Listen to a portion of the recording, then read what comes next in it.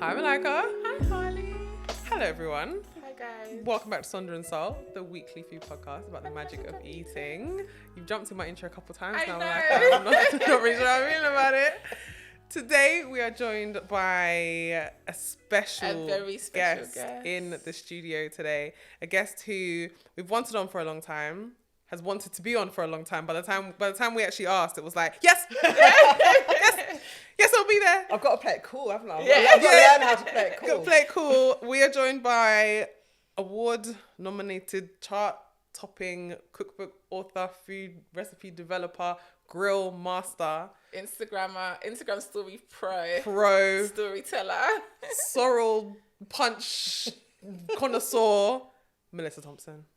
Thanks for having me. Can I say it's award-winning, not award-nominated? Sorry. Tell us. What awards are there on your name? So I won the Guild of Food Writers Food Writing Award, Yes. and also PPA Writer of the Year Award. And I have obviously been nominated for others and not won them. But like, We don't worry Here nor about there. that. Yeah. Literally Don't care about those ones. doesn't matter in the slightest. Welcome, Melissa, to Sonder Thank you Salt. for having me. Melissa. This is really, I feel like I'm in my phone. Like, The internet. I'm sitting in between you. This portal. is amazing. It's like the best day of my life. Yeah. Melissa wrote us up twice this year. Yeah. First for BBC Good Food magazine at the very, very start of the year as Melissa Thompson's Exciting Food Finds of 2023. And then the second was, something that probably brought, a good few listeners to the podcast, which was when we were featured in Observer Food Monthly 30, where Melissa decided to directly quote me from an episode. She was drawing you out. She decided to just throw me under the bus, just completely just threw me there. So obviously we're a massive fan. We're both sitting here, if you're watching this on YouTube or you're catching a clip, with Melissa's book on our laps, and that is Motherland, Jamaica Cookbook by Melissa Thompson. The fact that it's got a Jessica B. Harris quote on the front is just like, okay. A masterful icon. work and a must for any lover of the food of Jamaica. Yes. And if you didn't know, we are Jamaican. If by chance you missed it, You can't quite see my outfit. Can I tell you about how that quote on the front cover Yeah. came about? So I was working with, I was doing the British Library food season last year. I did it this year as well, but last year, and Dr. Jessica B. Harris opened the season in the chat with Andy Oliver. Yeah. And so I got to know her, and I was like, "Oh, would you have a look at the book to give a quote?" And she was like, "Yeah, of course." And so I had to give her a kind of a print out, proof copy. And then I didn't hear from her for ages, and then I was like, "Oh my god, she hates it. She hates it." So then after, it was right at the end, I was like, "Hi, Dr. Harris. Have you had a chance to read it?" And she was like, "Oh, have I not sent you the quote?" And I was like, "No." And she was like, "I loved it." And I was like, "Oh my god!" And then she sent me that quote, and I was really happy. That sounds like a very funny story that happened to us when you were like, "Hey, can you answer these questions?" Oh yeah. And then we just never heard from you Yeah. again. Oh no. Yeah. And we were like, maybe she doesn't like us. Maybe she doesn't want to feature us. Oh no! What, for the Observer? No, it was the No, BBC the one. first one. Oh Yeah. no! I'm You so messaged sorry. and messaged these questions, and we were like so stressed about the answers. Then we sent them, and then I think you have an auto reply on your email anyway, so we got that. Yeah. And then we were like, right, whoa, it says in the thing, I do not reply to all emails, so maybe she's not going to reply to my email. I don't know. Honey was like, what did you write? What did we say? I'm so sorry. And then every month I was like, not this one, but not in this one. I was like, damn. Oh But no! it was January, wasn't it? The start of Yeah. 2023. So now you know. Okay, I'm now so you know how sorry. that feels.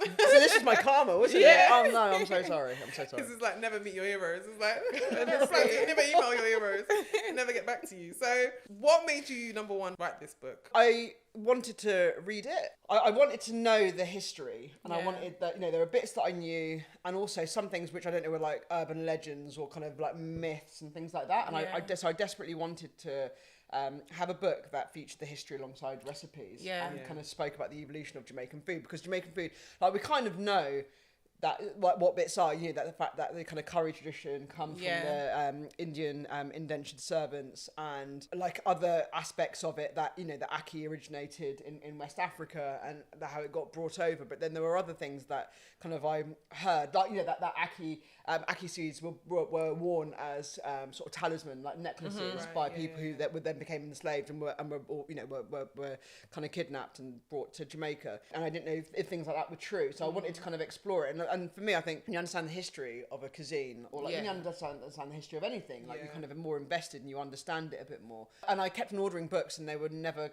what you were what I was looking for. Yeah. And also I think even just the history of Jamaica, kind of, it wasn't part of my kind of like curriculum, even though, you know, like Jamaica's part of the Commonwealth. And I just wanted to kind of, I guess, like get to grips, kind of like really deep dive into my own heritage. So I love history, and I love that, and I know so much about like British history and stuff, and a bit more, like I'm half Maltese as well, like about Maltese history, and I knew about Jamaican culture, but I because I love the food so much, I just wanted to know kind of the bones of it.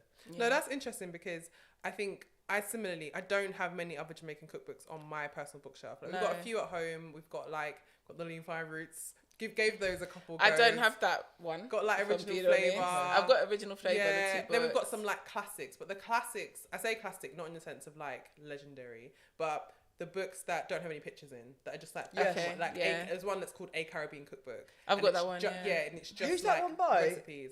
I would have to check. This is at my parents' house. It's like a colourful. On a colourful cover, Colourful like cover, a drawn yes. cover. Yeah. But all I have at home is this, and then Denies as like Jamaican food, like plentiful. It is nice to hear something other than, I guess, the single story of Jamaican food and like Jamaica as a whole, and something that is so well researched. Yeah. Because we're starting to get into so much research, and whenever we do an episode, we end up going on this hole, and this rabbit hole, and this rabbit hole. And the episode that we put out a couple of weeks ago about barbecue, it got to the point where we got to Jamaica. Like the story of barbecue, we went through Jamaica, and we were like, no.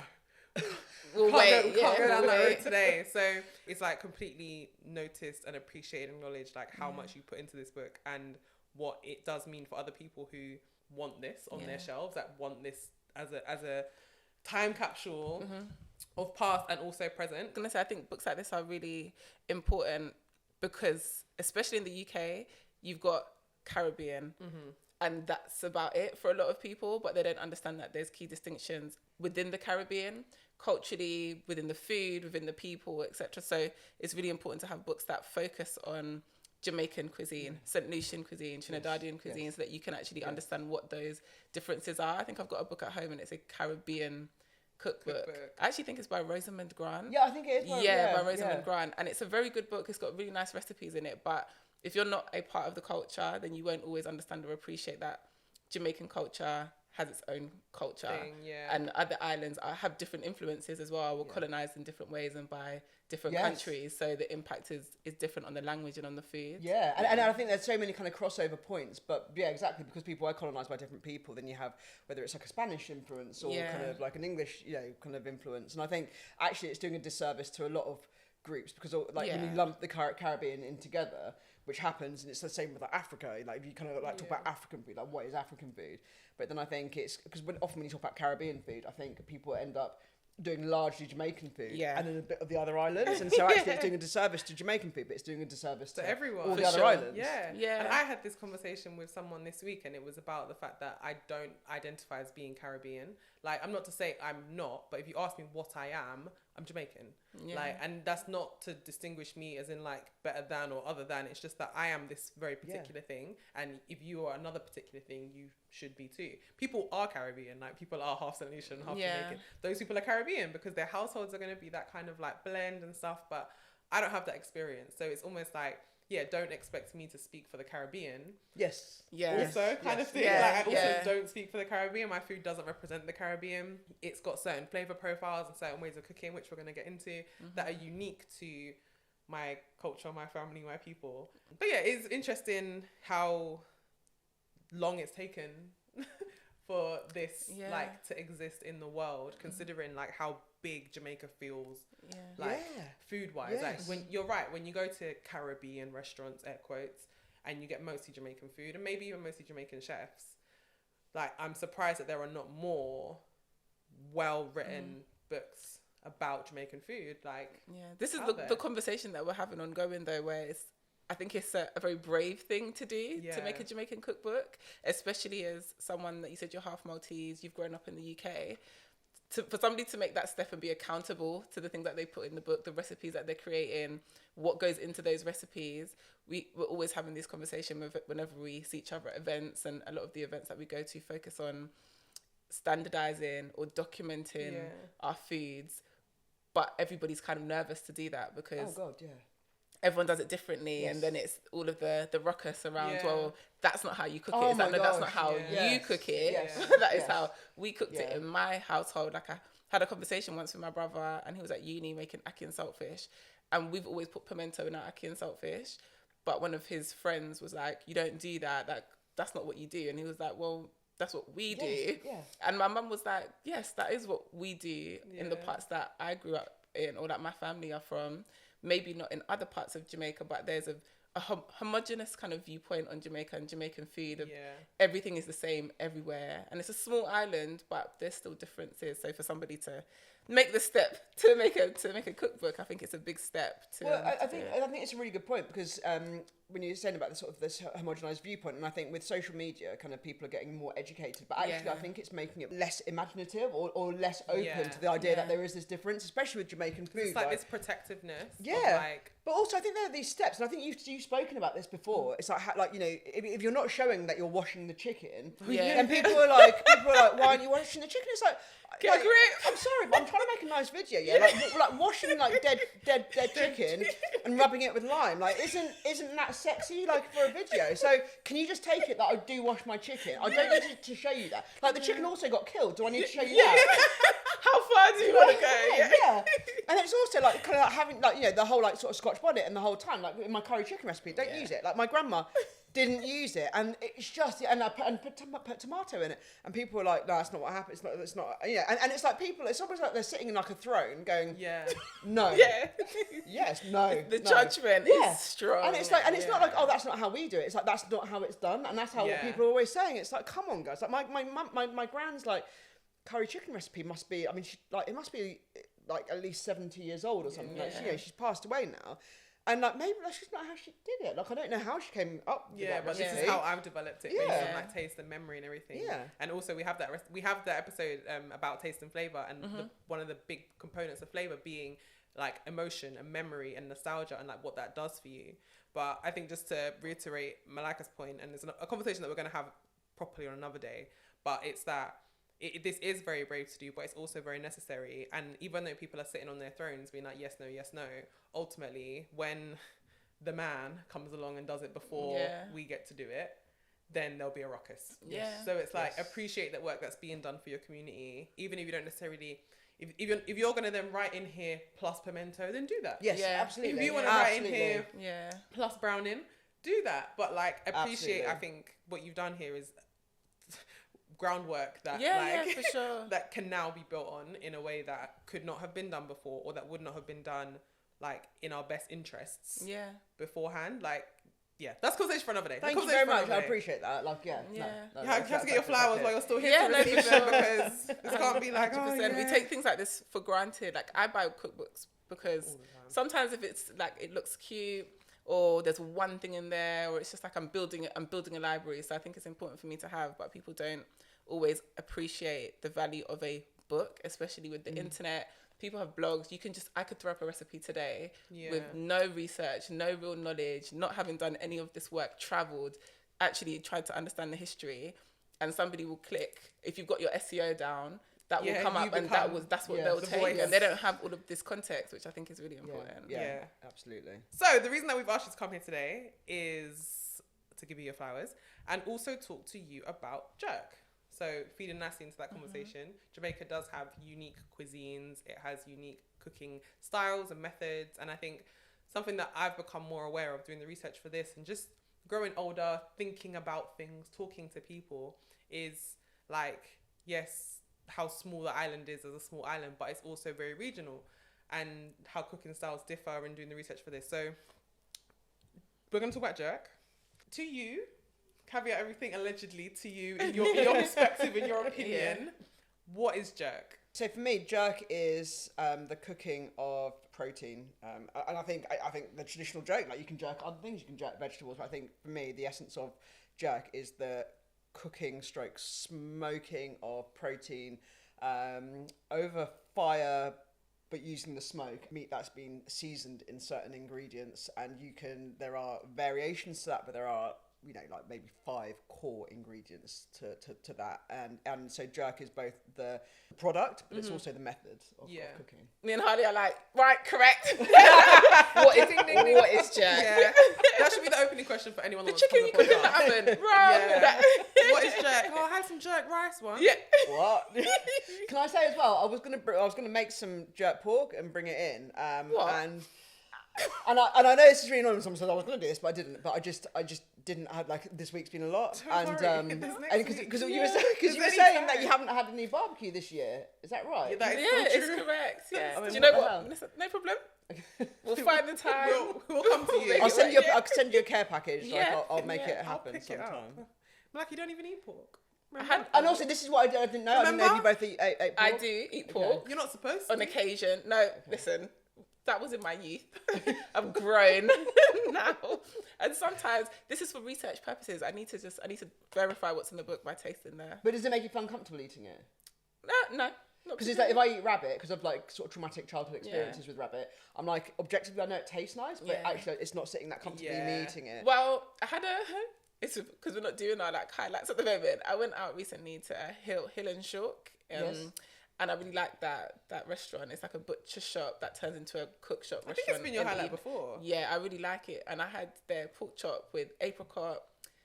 Is it that mostarda? I don't remember what the word is, but it's like almost like a reduced apricot sauce on the side. Okay.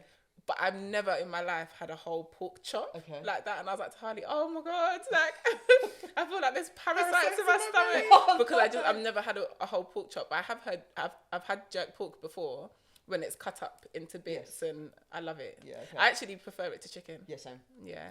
I was just about to say, my protein of choice when it comes to jerk is jerk pork. Same. Yeah. Like, it hits differently. I can't lie. Yeah. It's so sweet. Yeah.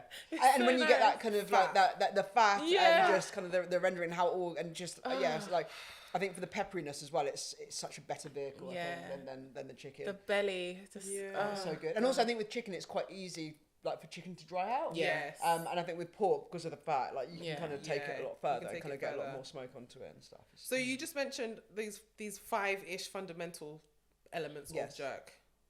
What are those? And like, I'm gonna throw that question to you as well, because you've got a jerk season recipe with over 100,000 views. So really? Let's see if on you YouTube agree. in my heyday. Let's go one for one. So let's go, Malaka, what is one essential You never told me ingredient? I was going to be set up like this. that video was in my past, but I'll see if I remember. I'll let you talk, Vanessa, and then... Yeah, go on. Go one Okay, for one. right. Okay, so number 1, Scotch bonnet. Facts, yeah. Number 2, thyme. Yeah, fresh thyme. Fresh thyme. Love fresh And that thyme. woody stuff, like, we're not talking about the kind of limp stuff that Yeah, you get yeah. from right? Oh, other supermarket. He said I didn't swear yet. Pimento. Yeah. Yeah, and Pimento. you want my favourite spice of all time. I love pimento. Good, and you want good pimento. Yeah. You want it to be smelling like, when you get your nose in it, you want to be smelling like the clove in it, and everything else, but especially the clove. Garlic. Ginger. Yeah. And that's it. But I mean, so that for me, they are the 5 pillars. But then I always also have vinegar, but vinegar with meat. If I'm doing seafood, then I use lime, so it's like a bit of a less kind of like acidity. Yeah. And then salt and sugar and black pepper, a lot of black pepper as well. Yeah. That's What pretty about much you? what I've got in mind. I like to add molasses sugar. Okay. I really like the taste of molasses sugar. Billingtons do a really good molasses sugar, and I like to use that especially in that jerk sauce. It just has more depth. I feel like I just did the Jamaicanism of hads, and I don't know why. I don't know why. You're going into character. Honestly, it adds more depth. Are we talking about like sort of like soft dark? Like dark muscovado you could use, but they've literally got nice. like a molasses sugar that you and can it's buy. actually called molasses. Yeah, molasses Really? sugar, Billingtons. I know you can definitely get it in Sainsbury's because they tend to have to. You can get it in beep, but yeah, they've got the full range there. But it's really good. So I like to use that in place of like brown sugar.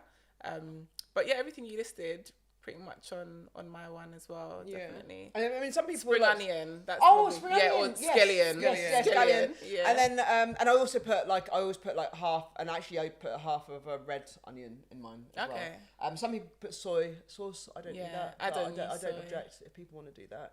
And I also don't, because there's some other people call for other spices like cinnamon, clove, and nutmeg, and I don't do that. And my theory, I think I said this in the book, is that because of like pimento outside of Jamaica, like it loses that potency. Yeah.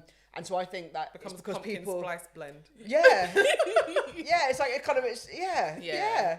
And so I think that, but I think people, if they're not getting the kind of the nuanced flavour in pimento, that's why they add other stuff to it. Yeah. I think. Do you think the milder pimento that we get out of Jamaica is because it's a different variety of pimento, or because spices don't expire but they lose the potency? I think they lose the potency because there's this guy who sells sort of spices and like beans and stuff like that in Brixton outside Sports Direct. You know the one I'm talking about? Yeah. And his pimento is amazing. It's village. like, I'd say it's like as good as, but almost as good as stuff I actually got like from Jamaica. So I think he's probably getting like a much fresher supply of it.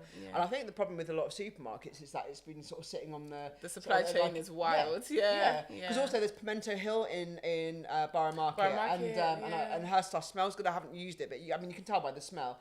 And I think probably Jamaica Valley, I imagine their stuff's like quite good. But again, I haven't actually, I haven't bought it. I enjoy Spice Mountain, which also was in Borough Market. Aren't they there anymore? They are. Spice Mountain, still there? They used to be there. in Stratford Westfield, but they're gone. But I think the thing about their most potent spices, they sell in very small quantities. So also once you've opened it at home, like then it starts to degrade more potentially. Yes. So I think for them, I think they do a lot of stuff that's the everyday and bigger that you're going to get through. Yes. But stuff that you might use a little bit less, they do sell like in smaller amounts. Yeah, well, and the guy said to me that they do sell, because I was in there asking if they sold like bigger quantities or something. And he said online they do, but not in the shop. Yeah. No, I do like their stuff. Just to rewind to your fundamentals. So the use of your vinegar, I'm sitting here looking at your jerk pork recipe. So all of that goes into your actual marinade, your actual seasoning of it. So a couple of weeks ago on our barbecue episode, we were, like part of the research, we were looking at all these different whole hog methods of cooking, and a lot of like American barbecue style people use this like mop of like a vinegar kind of thing. So how do you keep your meat moist going through? Do you like mop it with more vinegar as you cook it, or you do vinegar or seasoning? No, but it's like a vinegar mop. Like it's like that mop mix is vinegar based. Oh really? It's like vinegar, water, sugar. It's almost like a sugar syrup. Yeah. Plus like vinegar and more spices and stuff like that. But Harley's a barbecue expert. that's the thing. After barbecue, you know what it is? I showdown. never would have thought about this had you not just said vinegar and had that not been in my head, because I've never. When we'll get into this, but cooking of jerk, like you'll spray the pan. Is that something that you typically do, either with vinegar or? So I don't. When I'm cooking it at home, I don't like So I do Metopia with Maureen, and then we'll use like some Red Stripe just to get in that. Maureen's Brixton Kitchen. I love a little red stripe. The red stripe, the spray. To keep it. But I mean, so because in there in the book I do kind of a slab of pork belly, and that's kind of the recipe. When I'm cooking it at home, I tend to do pork belly slices. The reason I do pork belly is because I wanted it to be as close to how it would have been cooked originally, kind of like, and going like the whole hog kind of method. And also like in Jamaica, a lot of the time it's like just a big slab, right? And then just like bits are getting kind of cut off and then kind of chopped down. But if I'm home, I mean, this is the thing about pork belly, like because it has that fat, and that fat, as soon as it starts to render, it kind of is keeping the meat moist. It's not as important, but I think if I'm doing bigger quantities, and especially if things are going to be kind of like hot held a little bit more, then that's when I'll start to get a bit more moisture in there thingy. And I don't mop with anything. I mean, sometimes I do, especially if I'm making like a sort of a jerk sauce to go with it, and then I might give it like a bit of a mop, whether that goes like during it. I mean, this is part of the thing about writing a cookbook, is that when like, as a cook, I kind of not make things up as I go along, but I will do things slightly differently every time. And I guess it's like always like constantly seeing like, is this better? Like, is this better? Like, is this going to add something? Like, what if I try doing this time? And that's what I mean, because you were saying about having that as a starting off point, and people want to add stuff to it, and that's what I've always wanted that book to be. It's like a starting off point, and if people want to do like a bit of a like a different thing. But I think in that way, I think jerk is slightly different to like American barbecue, because there isn't kind of as much like need to kind of like faff about to faff about with it. It's kind of like let it do set the thing up right, you season it right, and you just kind of leave it. Give it a bit of a spritz of some red stripe. It's done. When it's done, and also because I've got the bay, and so things like, because it sits on the bay, and that bay is always. Hang on. Oh yeah. Rewind. Okay. So you said you got to set it up right. Yeah. Now you're talking about where. Right. So I mean, so you want to be doing like you want with the barbecue, like when you like cooking jerk. If I'm doing, so I cook in direct, and because I want it to be quite slow. quite a slow cook, not directly. Is this for pork and this is just yeah, jerk? pork and chicken. I mean, to be honest, with everything, so I always like whatever I'm cooking, I generally start it away from the fire, because also if you put anything over the fire, then it's like grilling. You're grilling, exactly, and it's just like I'd rather, you know, and if, especially if I'm getting lots of different things ready. Yeah. It's like my partner, when putting something on the hob, always puts it up to high to get it going quickly, and I'm like, don't do that, because you will forget it and it will burn. That's and been me a couple of times. Do you know what I mean? And it's the same. Kate is always getting some kind of slander. When she eats your donuts or you eat her donuts. The sandwiches that you don't really want to share. Yeah, but I always have. Yeah. I always share those sandwiches with her. So yeah, I mean, like I have to. So you do it just deliberately to be different to Kate. You cook low and slow, just so No, it's because otherwise I will forget. Okay. And I know how my memory works, and so I always start it off away from the fire. So generally, like I've got the fire down either side, and then I have my channel down the middle of the kettle. So you know, like right. That way. And then in Jamaica, like, you know, you're almost like steaming like jerk. It starts over pimento, right? And because we can't get pimento in this country, every time I say this, someone's always sending me links to how I can get pimento wood. And it's like, in America. I don't want to do it. Or like even in this country, but it's like I don't. Like even in Jamaica, like pimento's not as kind of like prevalent as it was, and it's like it's unsustainable. And so, but bay is everywhere, right? Bay is everywhere, and so I use bay because bay with pimento berries gives a very similar flavour to cooking over like pimento wood, and it's a really nice smoke. But because the bay is like freshly picked, it's not dried, and so then the pork will go on there. So then leave it kind of like open the vents, like the bottom vents like halfway, so it's not really like, so like, you know, you're starving it of oxygen, so kind of it's not going to be as hot.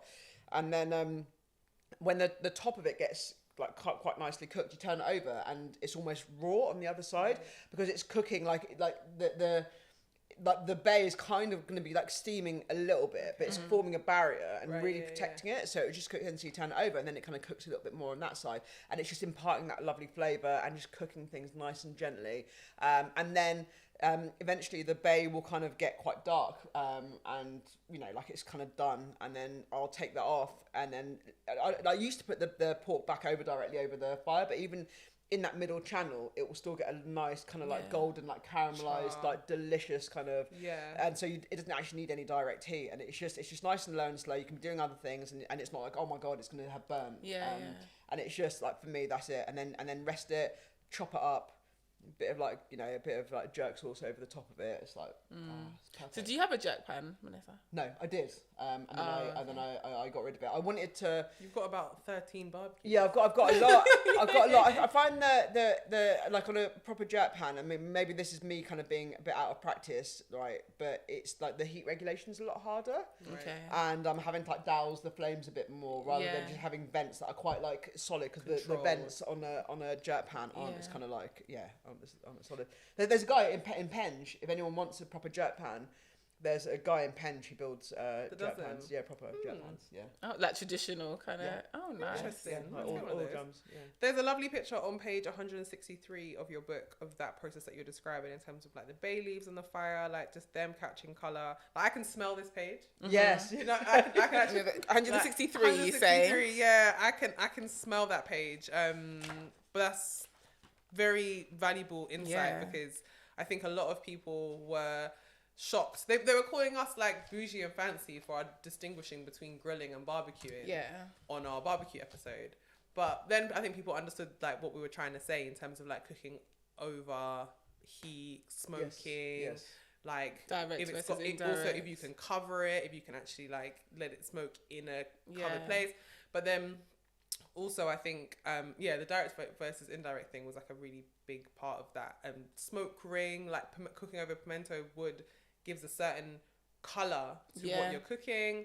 But also, I don't even think we got into it fully, but jerk is not just like, well, it's not coal. Like, it's not just like easy bags, barbecue, coal thing. So my question is, you're discussing doing it at home here in the UK, off of not in a jerk pan.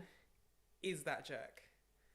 Is it still jerk outside of a jerk pan?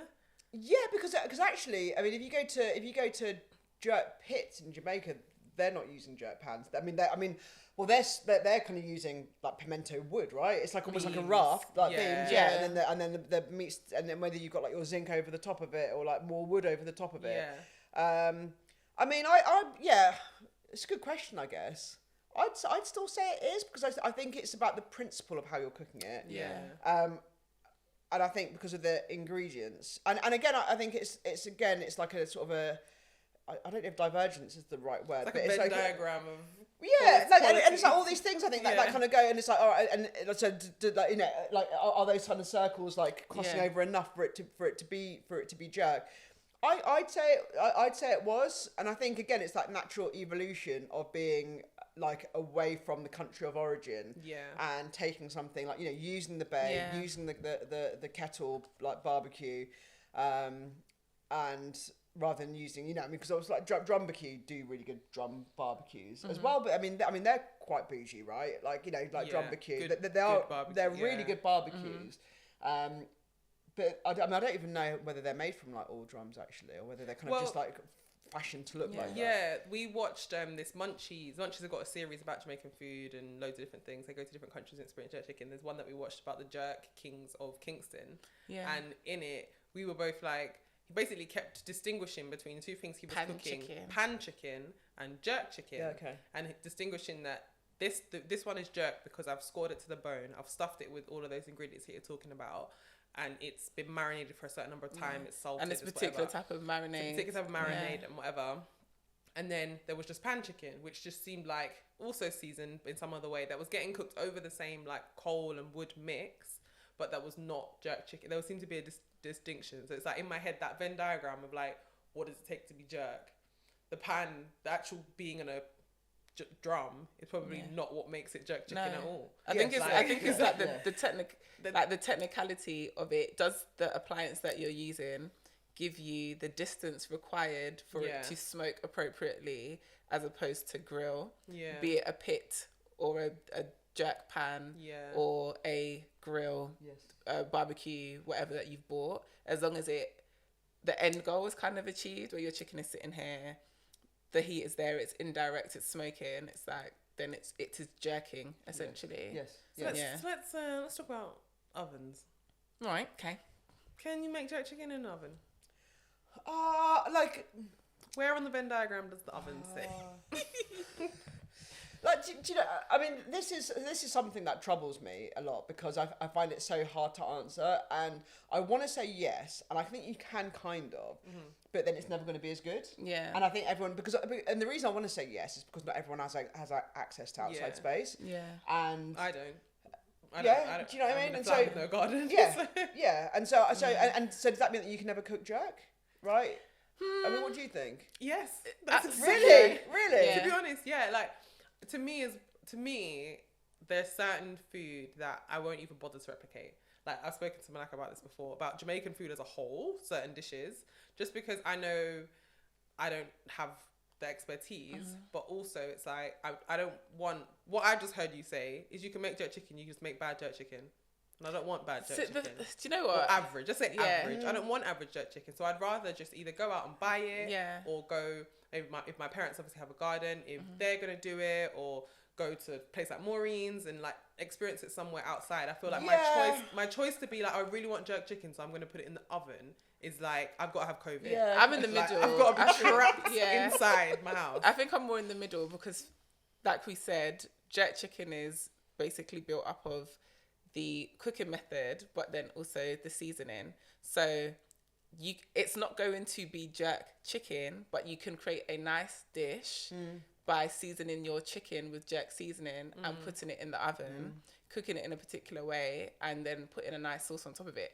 I might be biased because of my oven jerk. Okay. So, and it might be oven jerk, and the flavour, or oven jerk seasoned, the season would probably be dropped off. It's just oven jerk. Yeah, okay. And my grandma used to do it because she wasn't about to stand over no jerk pan, but it was, oven jerk is not jerk. It's something very different, but you're using the jerk seasoning to do it. So I do that and I really like it. But if I want jerk chicken, I need it smoked. Okay. I need it done in a particular way. But I like oven jerk chicken, especially if it's like, when I was younger, as a student, or you just like the flavour, because I like the flavour of jerk seasoning, and I think it tastes quite nice. But for me, it is two different things, and I'm clear on the distinction. And I don't think oven jerk chicken gives now that we're an expert on taste and flavor, Yeah. I don't think it really hits all of those points of flavor for me. I don't get flavor. No. I don't get because I don't get Yeah. nostalgia. Like, I didn't grow up eating it that way, and fair enough, it's because I didn't eat it often, because I think as a family we decided we just don't really do that. Like you said, we will 100% use jerk chicken. Now, we've had jerk turkeys on seasoning. Christmas Day. Sorry, jerk seasonings and stuff. But it's in my head. It's So like, you've had what? You've had jerk turkey. That's not. Mummy made it, and we all know. We all know about that. Sounded a little bit. Cooked on a barbecue. No, exactly. Okay. So should we So be calling oven it jerk, jerk? oven Jerk jerk turkey. turkey. Guys, we digress. My core memories around jerk that give me flavour. So when I take a bite and close my eyes, take me there. It's not gonna come out of an oven. So I just, in my head, like my grandma's funeral, we had a jerk drum, and even when when we had the funeral, it was in the middle of Lent, and typically we don't eat meat during Lent. Boy did we eat that chicken. And even that, like, it's like not necessarily the most positive memory, but it's like an attachment to like family and that smoke. And even the next day, like cold jerk chicken. Yeah. I don't cold oven jerk, like, is this the whole No, thing? because is a then it mess. just kind of tastes baked. But I think you can utilize jerk seasoning and make. I agree. I really like the oven jerk because I Yeah. think you immediately know what you're gonna get. I make everything. it clear. And there's a it's oven transparency jerk. to it, which and it kind of it's like Yeah. okay. But when expectation. I don't like when I go to restaurants and they have jerk chicken on the menu, and it is baked chicken seasoned in jerk seasoning with gravy, barbecue sauce. That gravy that drives me, because that is not jerk chicken. Now you're swindling me. But if you put oven jerk, then I'm like, oh okay, this is roast chicken seasoned in jerk seasoning, and I like that. So I appreciate that. That I feel like is what we have at home, but we just don't bother call it anything. It's just Sunday dinner and we're back. Like, just Sunday dinner, we're Jamaican. Like, it's exactly what you said. The way that mom will cook, like a teaspoon of that, a little bit of Walker's wood, like whatever. Suddenly, okay, yes, in season principle, up chicken. In principle, it's got scallions, it's got pimento, it's got. Yes, okay, it could be, but it's just roast chicken. It's just chicken. I made some like 2 days ago. I made some jerk seasoned fried chicken because I had 2 wings and a leg of chicken. Yeah, that's nice. And I had some jerk seasoning from another recipe, that's something else I was cooking, and so I seasoned up the chicken leg and the wings, and then I floured them and fried them. But they didn't make it here today. No. It's with the pork, the jerk pork. I'm really sorry. I'm really sorry. We'll add it to the menu for the jerk pork. Extravaganza. Listen, I'll get you round. We'll have a barbecue. Yes. Right, so that's the end of the episode then. We've got what we came here for. That's all we needed. Right, jerk chicken in the UK. As I said, I'd just rather not bother. Yeah. What are your spots? Do you think there's good jerk chicken in the UK? And not just to say like very particular spots, but do you think... No, okay, let's just start there. Yeah, absolutely, for sure. Yeah. And where do you find those? So I love Maureen's. Like I like to just go to Maureen's to hang out. Is Maureen in South? Yeah, Maureen's like Brixton. So she's on Relton Road, South London. and it's kind of in her home. And it was her jerk pans that first like alerted me to her presence there because I was like walking along and I could see like these jerk pans. Yeah. I don't think they were even running at the time, but like the wall. I mean, not that I just like generally walk my tiptoes like looking over people's gardens, but I could see like the jerk pans. I was like, oh, what's going on here? And then a couple of years later, like literally a couple of years later, I was walking back, and it was Precious, sort of one of her team, and she was in the garden, and I was like, who do you cook for? And she was like for because I didn't know if it was like catering or if it was like for trade, for like retail, and she was like for here, she was like come on in like that, and like that changed my life, and it was like so she cooks like amazing jerk, and like Maureen. So she puts paprika in her jerk blend, and also with her pork belly, she like boils it first, in the seasoning, and then puts it on there. The paprika, is it for colour? Do you know, or because we had a chit chat about paprika in our spices episodes about is it useless? Well, no, I think if you have smoked paprika and you're doing oven jerk, then that can give a little bit of smokiness. True. Smoked salt. A bit of smoked salt. And I think these things, because they generally, the smokiness can be quite mild. I'm not a massive fan of liquid smoke myself. And so I think like if I'm getting like sort of smoked, like whether it's smoked salt, like a bit of smoked paprika, then it's still not going to give you the same smokiness, but it's like a little bit. Then there's Original Tasty Jerk in like Thornton Heath. I always say Thornton Heath. Like, my geography's really terrible. I just know where it is. It's like down the road from Sainsbury's. Oh my South gosh, London Lip again. Beep again. It's like third mention of the Sainsbury's. Sorry. And so original tasty jerk, and like their jerk pork is so good. It is so good. Writing it all down. Oh my god, yeah, it's amazing. And then there's a place in New Cross. South London. Yeah, it's all South London, There's a isn't trend it? here, Yeah. isn't there? And there's, I mean, it's because I'm lazy, basically. So it's like all within. But you like, know, I don't think it's an because hour. I don't think it's because you're lazy. I think it's, and we were offline during like Windrush Day and like across Windrush like month, the celebration this year. But we kind of wanted to do a deeper dive about how, I guess, kind of the stuff that we spoke at the beginning of this episode, like how our food got here, like, and where it's traveled, how it got here and stuff like that. But it's Jamaicans plant roots. Yeah. And they planted roots in South London. They planted roots in Birmingham, in the Midlands. Yes. And they plant, like, it's where they planted roots is the core of where the best food is. Yeah. Like, and I think that's not, it's not surprising that everywhere, just a bit outside of Brixton, Yeah.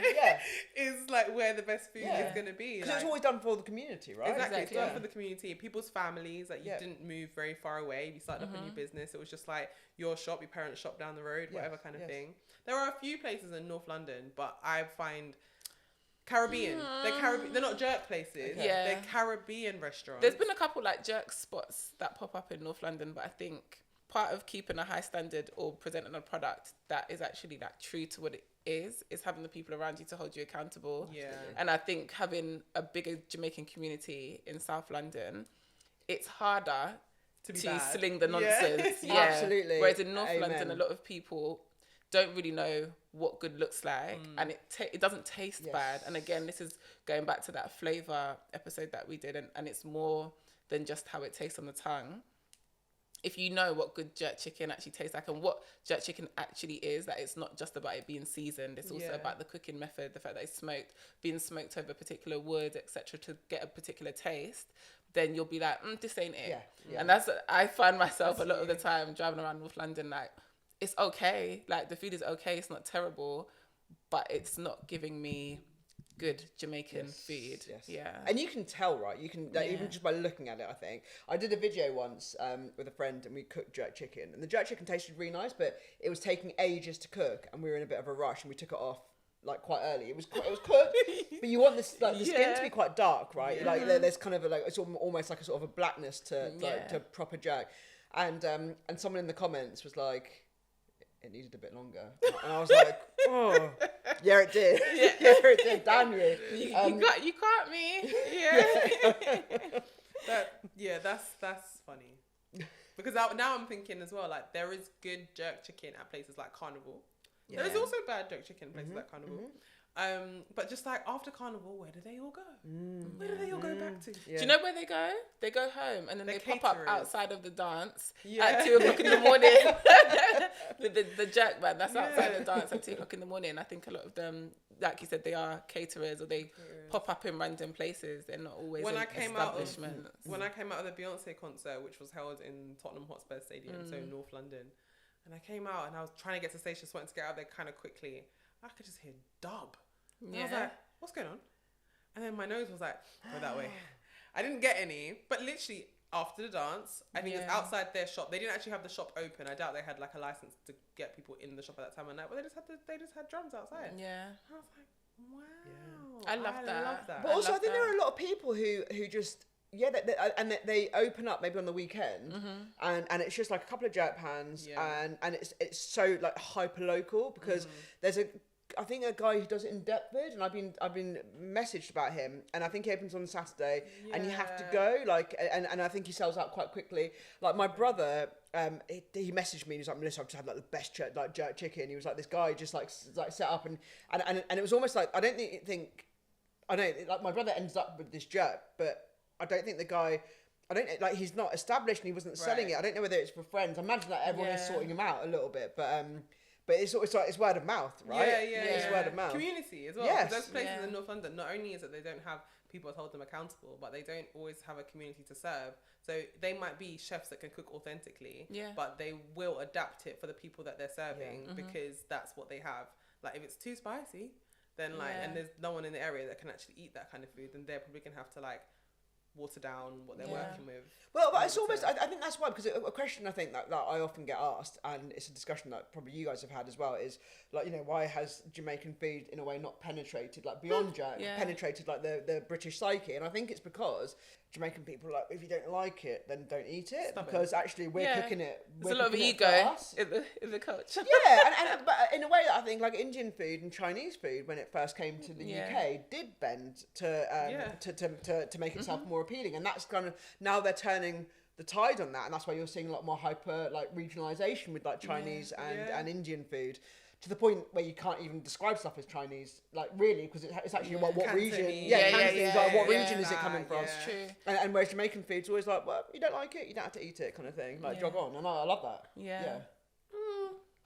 Well, no, because I've come through, I've thought about this so much, and I think, and it's always that question. It's like, you know, why are there not more Jamaican restaurants, right, or like Jamaican-owned restaurants? Well, apparently, somebody had tweeted the other day, the highest rated Caribbean takeaway on delivery in my area is White Men Can't Jerk. And people had a lot to say. Considering the area is Peckham. It's Peckham. Their food is good, but I still find it, like, I find it quite sad. Yeah. And then you have, like, places like Turtle Bay, right? Like, and like Cottons and things, which are not black owned, right? Not. And I think that's quite telling. Yeah. And it's a bit of a shame, because then you have people like going there and thinking, oh, this is what Jamaican food is. And it's like, no, it's not. But I think there's a difference. Like, I have this burning thing inside of me where it's like I don't believe that like black owned restaurants have to serve black food. But I think that's a different argument. It's a different argument, because then I think the other way round, I don't necessarily think that like black food has to be made by black. It doesn't have to be black owned, but I think there's something about it that still has to be like homemade, like. And I think it being run like Turtle Bay is owned by Las Iguanas Group, like. That kind of thing is never going to work. I think I feel differently. I think the way that the food world runs, it doesn't necessarily have to be that some of these foods don't necessarily have to be run by somebody who's from the culture per se. Yeah.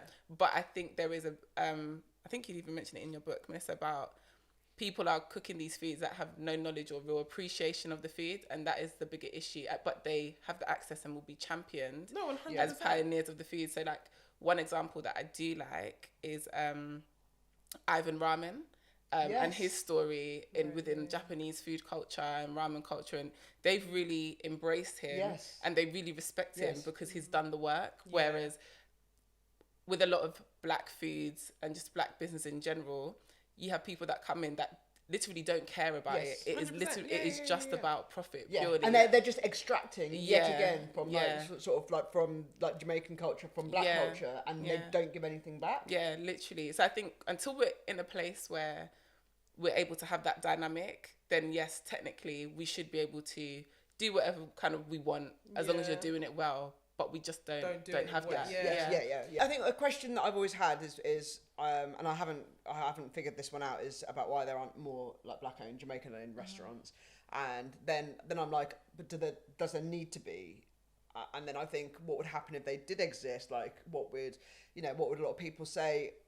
I mean, it's because a lot of people I've spoken to, like Joke, right, with Shishuru, and she was saying some of the biggest criticism she gets is from like fellow Nigerians talking about the prices and stuff like this and the quantity. Like, I've actually heard them when I've been at Chisuri. Like, really? Yeah, I've actually heard someone say to her like, oh, something like, this was small or something, and she was like, but there's 5 courses, like you're on course 2. Yeah, it's gonna be alright. Do you wanna just wait a minute, type of thing, and then they're like, oh, okay, but it's I think we're talking about sort of nostalgia and things, and I think that it's so true with food. But I think almost that can be like you have these expectations, and that can also kind of like cloud your appreciation for something. If you're like, I can get this cheaper for someone else, or like, or and I think it's just. I mean, this is why it's important to be open-minded all the time, isn't it? With food, actually, like, does it taste good? Yeah. Am I full at the end? Because that is important. Like, you don't want to have to go and like go to like, McDonald's on the way back and kind of like worst top thing up. ever. I don't know. It's like I'll still be wondering about this in like 20 years time. I mean, I think the more places that people discover as well. Like I've not heard of 2 of those places that you recommended. I've heard of Maureen's, and I've had Maureen's. You never heard of Chizuru? No, of the jerk places. Oh, I was gonna say, no, I've been shouting about that one. Yeah, you're not listening to me. Literally, okay, every day. But the jerk places, and now it's like, okay, it almost feels like a baton's been passed to be like, well, actually, if you care, go and try it. Yeah. Like now that you're aware, there's a level of like awareness and ignorance amongst like any culture that you just don't know about or that you don't experience. But I think once you try those things, and who knows, that's the thing, is that you never know who you're talking to. So if I go to that place that you've platformed them here, this could be the investor could be listening. Yeah. That could take it to, doesn't have to be that level, but the next level. Yeah. Allow them to have 2 locations, or a truck, or get into Spitalfields, or get into Borough, or do you know, just something that gets them just to the next step. I'm not that keen on Jamaican food just going from 0 to 100 to be like competing with places like Turtle Bay and those, even any restaurant. Like I don't need it's the Wagamamas of Caribbean food, Caribbean air quote food, obviously being Elastic Wana's product. I'm not that keen on that. Why? I just don't think it's the next step.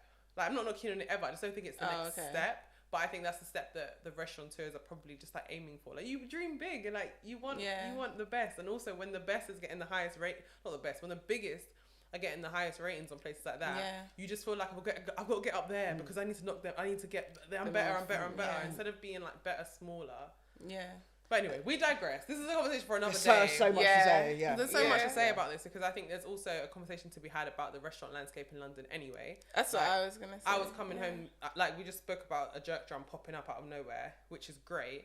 But yet, you know, generally the London food scene is dead. Past 11 p.m. as well. It's dead. Like past 11, London night food scene is dead. So it's like, there's a gap in the market there. The Jamaicans could colonize. Yeah. And it's like, it could be on every street corner in a very, like, in a good way. Anyway, conversation for another day. That'd be so good. I know, coming out to Tottenham Court Road, instead of smelling peanuts, you just smell... Oh, wow. Peanut guy. Get rid of the peanut guy and put a jerk drum there. But we've spoken a little bit about jerk versus jerk flavoured. That was something that we wanted to talk to you about. Like, so the kind of oven jerk is technically like jerk flavoured roast dinner or whatever.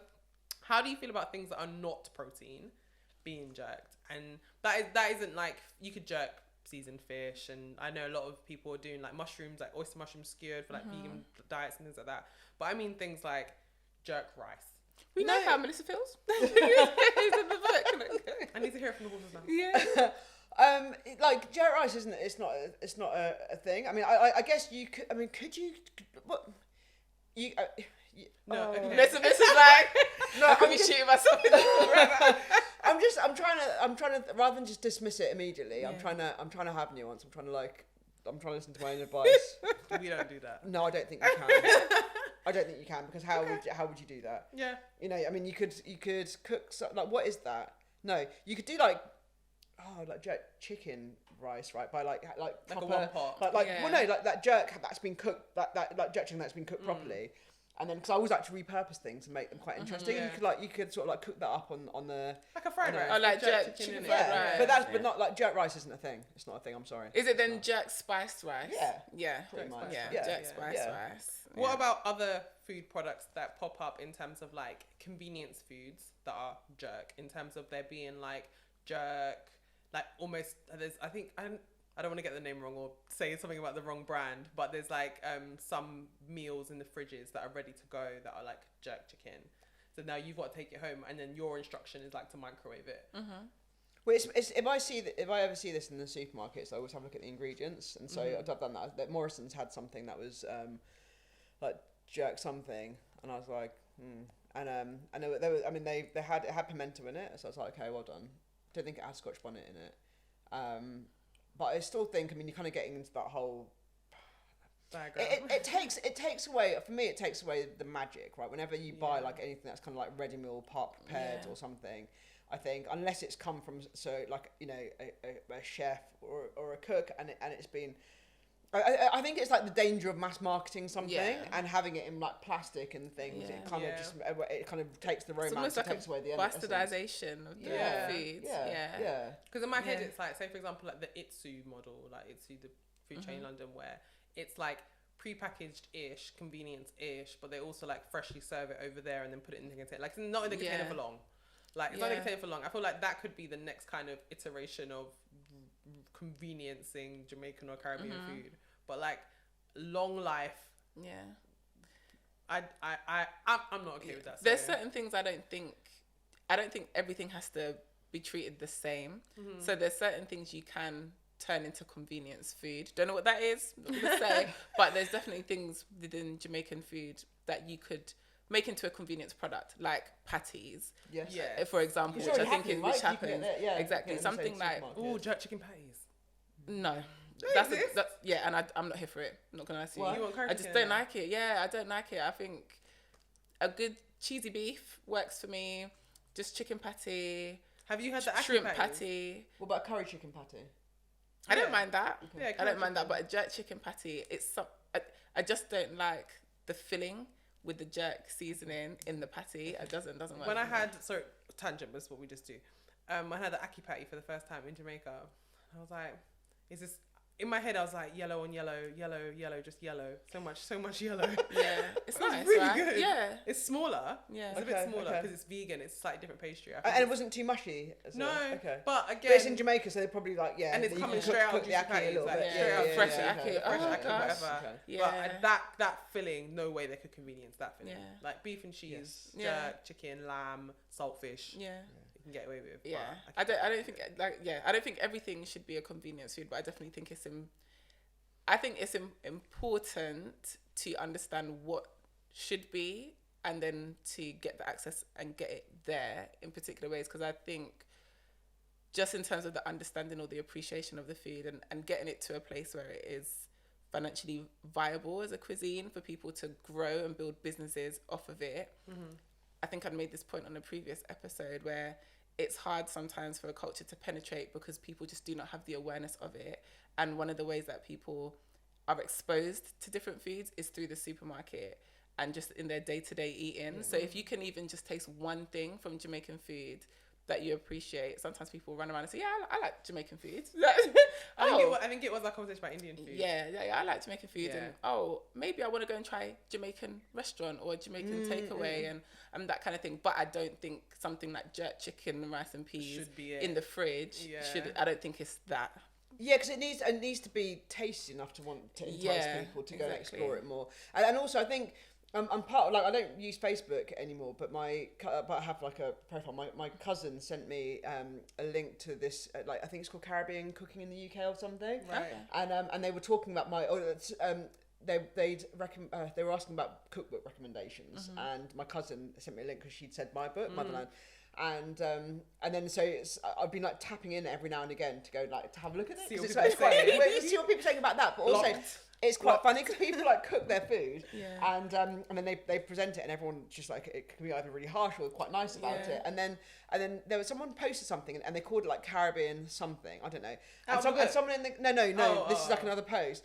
And so someone was like, guys, you don't need to stick Caribbean in front, like sticking Caribbean in front of like a food description does not make it like Yeah. Caribbean. Add a little pineapple. Yeah, Yeah, that's what yeah. I mean. It's like, Mango or like a salsa. little bit of Scotch bonnet. It's like not like, and it was something, I don't know, like a cottage pie that maybe had like a little bit of a pimento sprinkling, and they call it like Caribbean, and it's like, and it's so true. And I think Yeah. supermarkets are like and these like kind of convenience foods Yeah. are really guilty of that, of like Yeah. sticking like, and that's why words like jerk or Caribbean or Jamaican get so overused. Yeah. And they lose their potency because it makes them ubiquitous, and no one cares Yeah. anymore. And so I think it's really important actually to kind of call people out a little bit and be like, 100%. is it actually jerk? Yeah. Yeah. Is that, like, what makes it Caribbean cooking? Yeah. What does that mean? Yeah, for it to be 100%. Caribbean. But I think cooking? also these brands, big supermarkets and stuff, have got so hyper vigilant. Everyone's hyper vigilant of like getting cancelled or like having the wrong thing said about them. And now I realise so many more things. Even with like the meal deal, I think there's always been a Tesco meal deal that's like Southern fried chicken or like Southern fried chicken Yeah. baguette, and you obviously don't see it until you see it. But now I think it says Southern style fried chicken, Okay, or like yes. or like Japanese style ramen Yeah. thing, like stuff like that. And I think they're just so aware of getting come for. Yeah. Even like we had this this recipe that I think we did recently at work, and it was a banh mi essentially, but because it was like mushroom and stuff, I think eventually it ended up being called like a Vietnamese baguette, Okay. like Okay, Vietnamese okay. style Style, baguette, yeah, kind style, of thing, okay. because it's not banh mi, like Yeah. it's not, Yeah. but it's just, I think the brand's hyper awareness of like not trying to get cancelled for trying to jump into someone else's culture with their product in that kind of way. But yeah, it's interesting. It is very interesting. I don't know why more isn't made of like sort of Jamaican curry stuff, especially like I think like curry chickpeas or like curry chicken or anything like that. I think would like you could convenience that a lot easier. And also I think especially making the most of like kind of plant-based Jamaican food and showing like how much there is. I don't know why people don't capitalise on that a little bit more. It's probably because of the expectation. Like I think curry is such a general word that in this country has been monopolised by like a tikka masala, and our curry is so far from that, or not so far from that, but it's far enough from that it would be like, oh no, that's not what I want. Like, true. Actually, like you have to overcome extra hurdles to get people to do that. Whereas if you just bring on something new and you're like ackee, then they're like, oh, I either like it or I don't like it, but I have no expectation of like what it's supposed to be. It is what it is. I think curry is a difficult one because even just like I love curries that have coconut in them. Like I love Asian curries that are more coconut, like Southeast Asian, more than I love like Indian and like Pakistani curries. That's just my preference, but I'm aware of the difference. Some people are like, you give them curry, oh, it's a green curry, or like you know Thai curry, and they turn up with a green curry, and they're like, what is that? Like, and I'm like, banging, absolutely banging. But I think it will take somebody or some kind of establishment that's willing to spend the time, because it would be an investment essentially, a period of time that you're just teaching people to try and change the culture and kind of shift the tide. It requires like molds. We need to get Jamaicans trained up to go in and like get into like marketing agencies where they're writing this copy, like advertising agencies where we're writing the billboard, like TV ads or TV in general where they're getting like one person to go on Saturday Kitchen Live and do Caribbean style. Do you know what I mean? I guess it's a representation thing. Exactly. As a whole.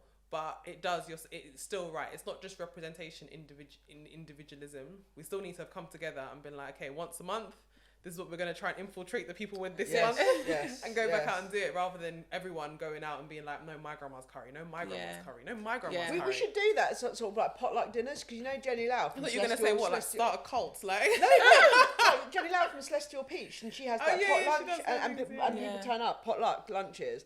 And I was like, I'm just, like if I had the time, I'd love to do that and just get those people to turn up and bring like dishes and stuff. I think that would be amazing. Okay. Yeah. So we've shared a lot about Jerk. We've shared a lot about our experiences, allegedly, from our opinions. Allegedly. Yeah. About Jerk. Our love of the book. Flowers for everything that you're doing, obviously, for us. Yeah. And within the community as a whole, like, as a food creator. We didn't even get to touch on this. We can have this conversation again. We're gonna have to do a part 2 because I really wanted to go through like all the Weber grills and be like, which one is the best? Like must touch kettle.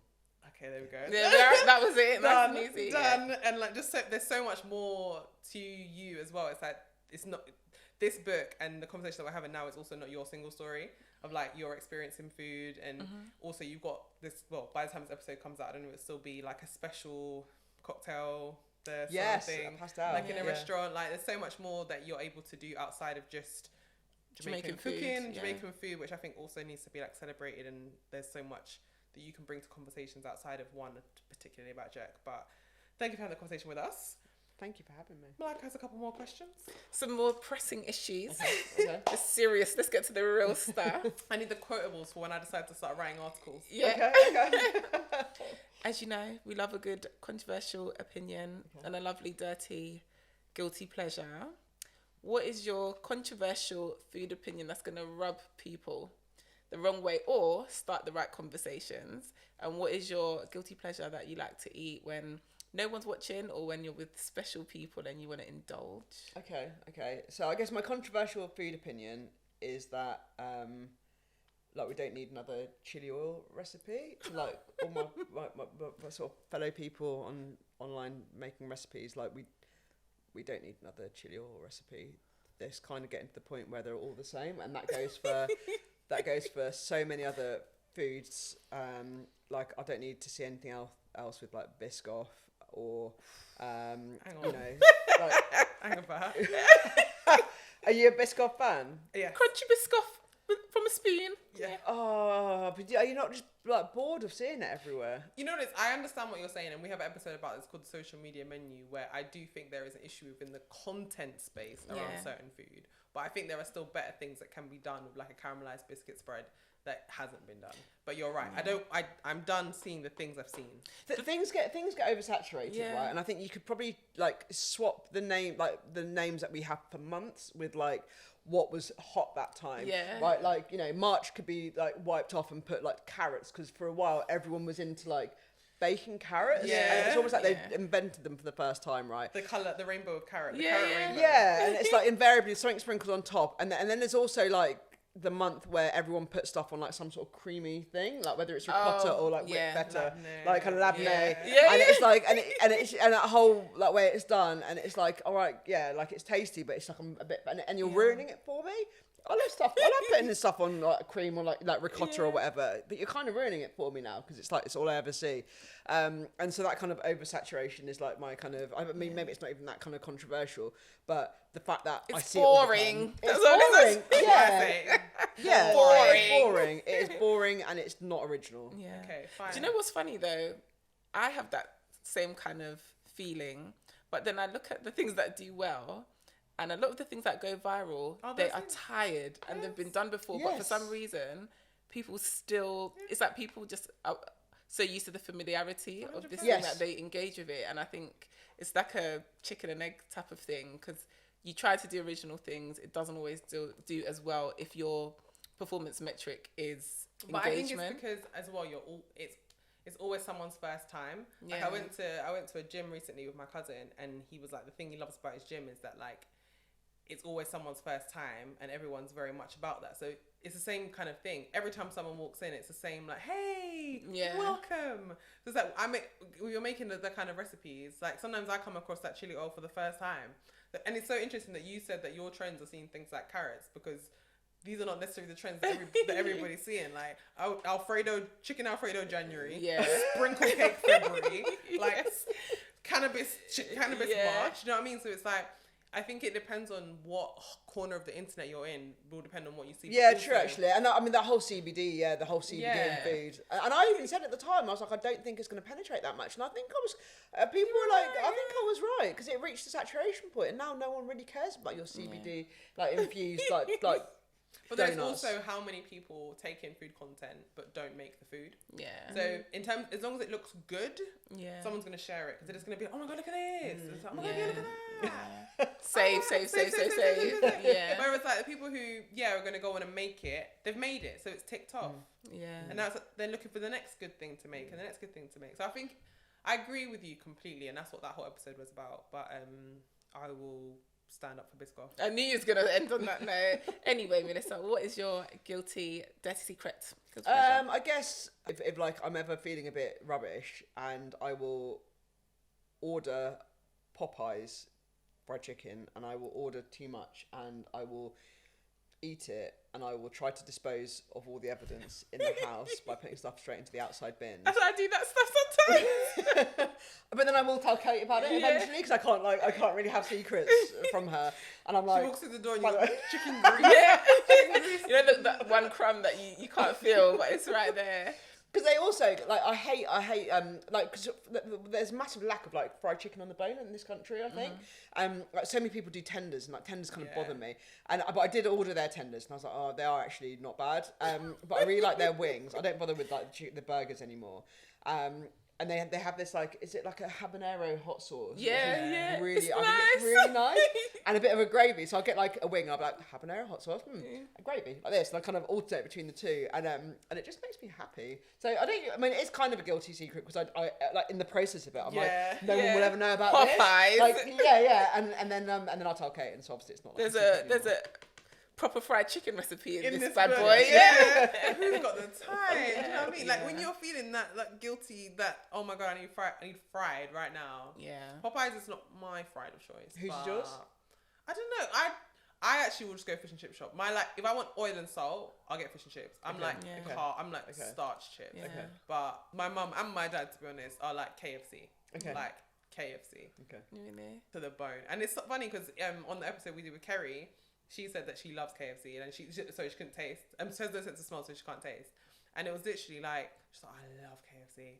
I don't love KFC. And she can't, she still can't taste it, but she's got good memory of it. Okay. She gets a certain, like, the KFC batter is obviously like the same consistently, and it's just one that she's used to. If she tried to get into Popeyes now, it's not the same. It's not fried for fried alike. That's so interesting. She loves KFC. I like KFC in Jamaica, but KFC here is not my surprise. Yeah, whatever. But do you know that some of these fish and chip shops actually make nice fried chicken? They do. Yeah, I lived in Dalston for a bit, like years ago, and for a summer, I basically, like, every 3 days would go to, there was a fish and chip shop, and I would go there, and I'd get their fried chicken. It was on the bone. I'd ask for pie, and then I'd have it with, like, mayonnaise with loads of black pepper on top of the mayonnaise. Exactly how my mum has it. Oh, it's so good. What, with the black pepper as well? I don't know if she does the black pepper thing, but mayonnaise. Tell her to. She doesn't tell her to, but add, like, and packet black pepper as well, but lots of it, obviously, to get anything. And they always give her those little kind of, like, are they like Heinz or Helmet? You know, they serve the mayonnaise single serve. Yeah. And she'll literally just come in and throw that on the counter and just go in the fridge and get the Hellmann's. Yeah.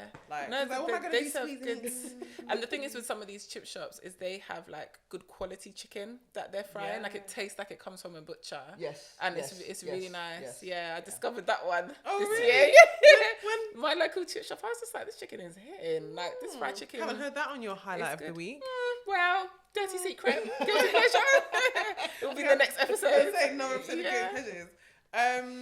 Thank you for sharing that with the world. Your secret is safe with us. I really want to eat some countries. Thank you so much for joining us for this conversation. Thank you for your time. Thank you again for platforming us previously and always sharing. And if you want to be great like Melissa, you too will share the clips of this episode when you see it on the internet. Share with a friend, tell a friend to tell a friend. If you've enjoyed this episode, don't forget to like, follow, leave a review. What's somewhere. What's the poll? What we're going to ask. So we've put Spotify polls on every Spotify episode. What we're going to ask the people. What do we want to know? What they know? I feel like it's got to be something like, would you eat jerk rice? Yeah. Can you jerk rice? Or can you jerk I chicken think ask the oven one. Can you, like, can jerk be cooked in an oven? Like, is oven cooked jerk chicken jerk? Okay, well, there it is. Decided by Melissa Thompson. Yep. If you're listening to this on Spotify, scroll down to the bottom and you'll find the poll there. Let us know your answer. If you're not on Spotify, we'll also drop that on Instagram the week this episode comes out. Drop us a DM and let us know your thoughts. If you've got other jerk recommendations in London, to be honest, around the world, we will travel for food. Big facts. So, thanks for being here. Thank you. Honestly, it's been a dream. Oh, thanks, Vanessa. Thanks for listening, guys. Bye, guys. Bye.